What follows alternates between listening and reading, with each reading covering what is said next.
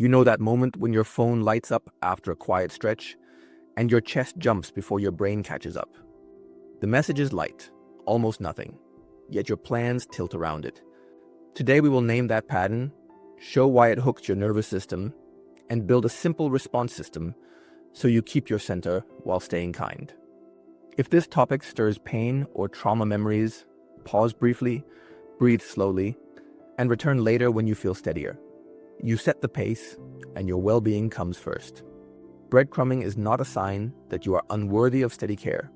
It is a pattern of intermittent attention that trains you to wait while investing more and receiving less. Because the crumbs seem playful, you may doubt your own read and delay clear choices.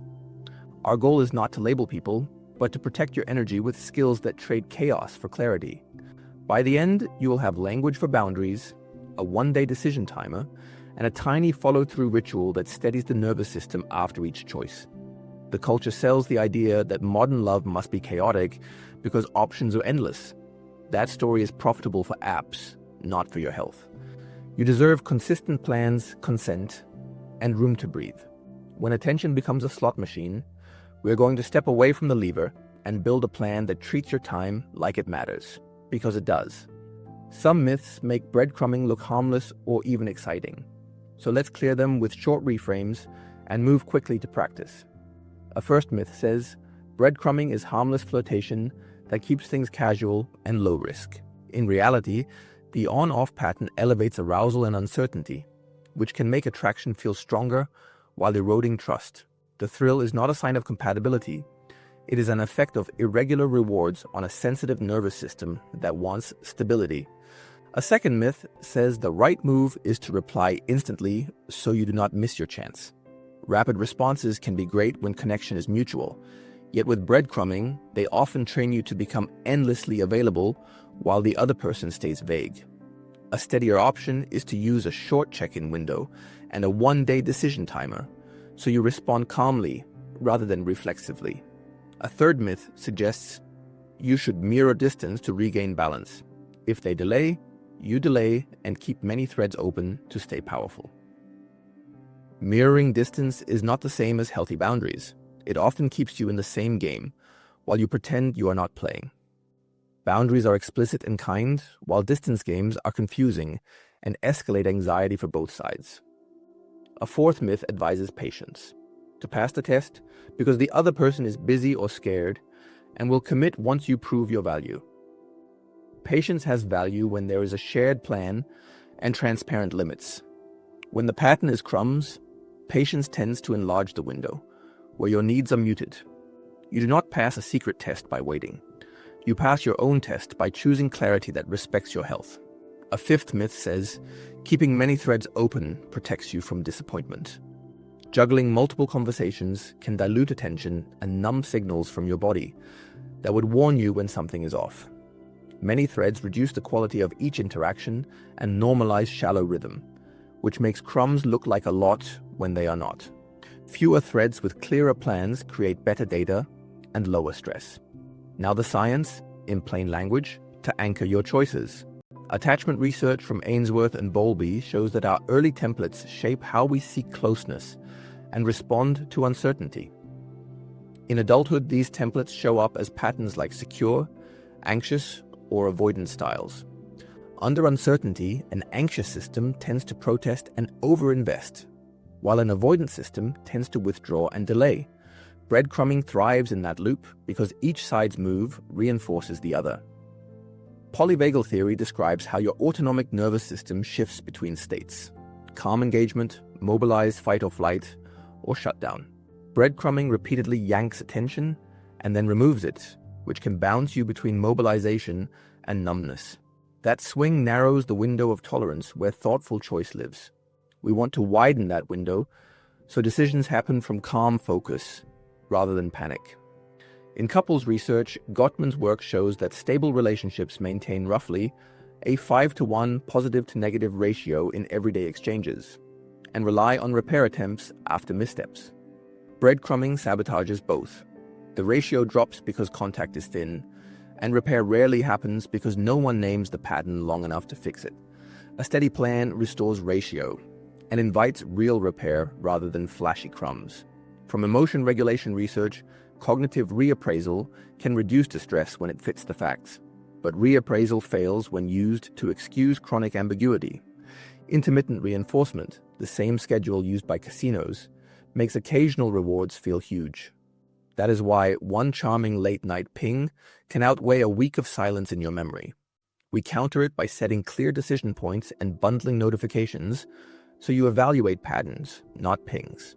Therapeutic skills add tools without drama. DBT gives us micro-sequences that combine description, validation, and a concrete ask.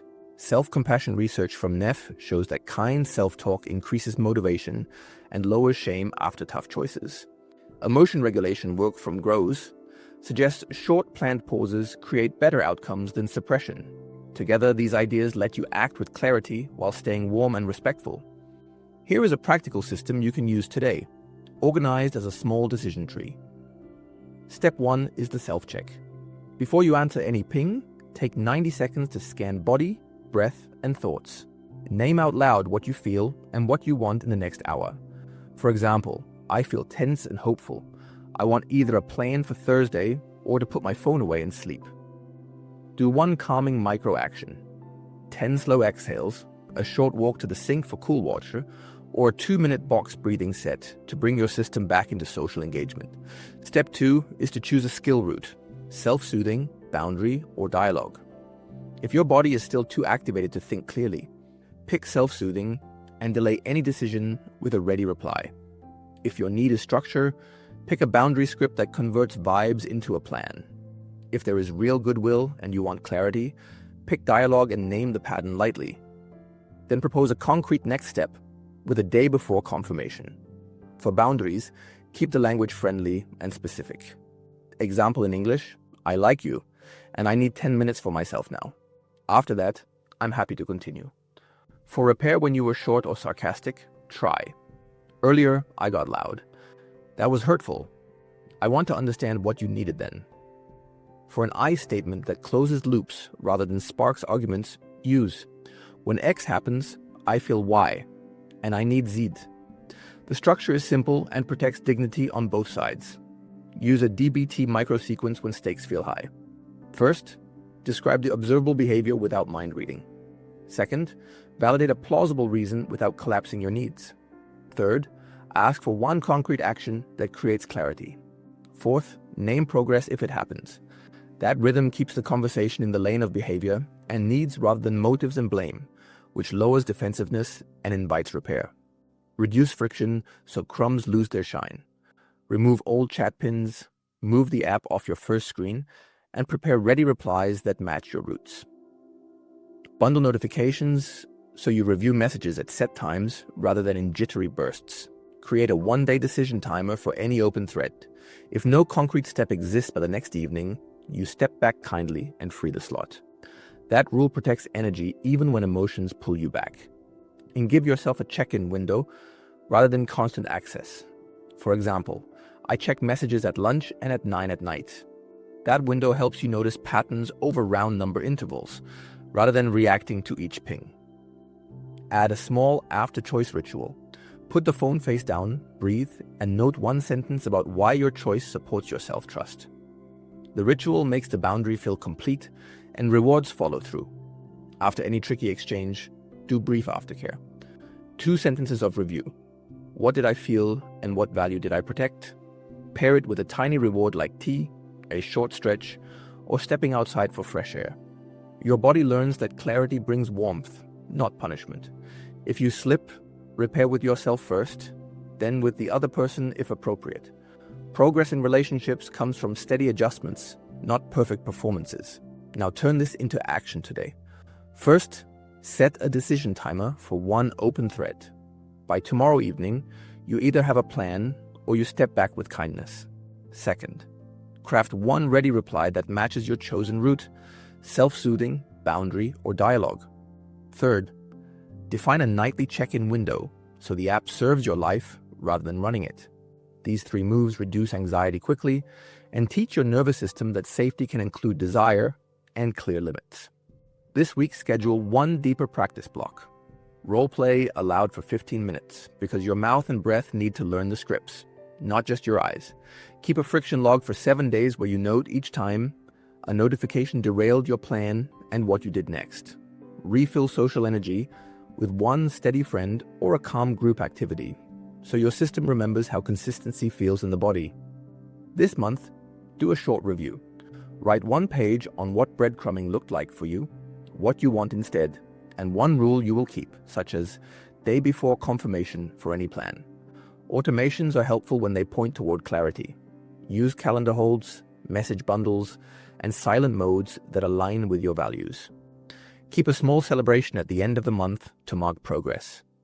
That cue anchors the habit loop in something warm and human. For support beyond this video, use trusted services in your country, national crisis lines, local counseling centers, and reputable therapist directories, including your insurance provider's directory. If you are in immediate danger or feel unsafe, contact emergency services or the nearest hospital right away. If this helped, like this video. Share your experience in the comments. Subscribe to Love Mind for more science-based relationship insights.